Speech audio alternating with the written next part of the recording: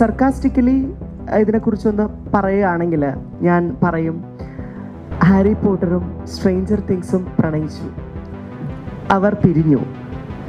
Harry Potter Malayalam സിനിമയായ കുമാരിയെ വിവാഹം കഴിച്ചു. Stranger things തുമ്പഡ് എന്ന സിനിമയെ കല്യാണം കഴിച്ചു. ഈ രണ്ട് കൂട്ടർക്കും ഒരു കുട്ടിയുണ്ടായി.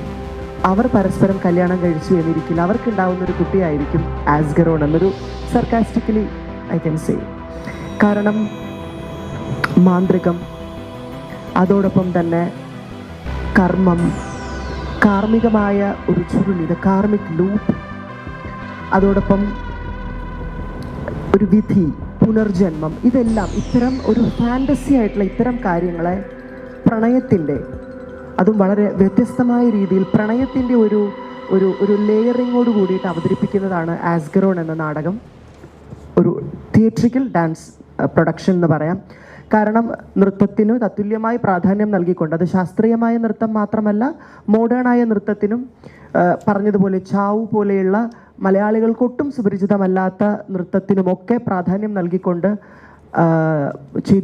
ക്രിയേറ്റ് ചെയ്തിരിക്കുന്ന ഒരു നാടകം.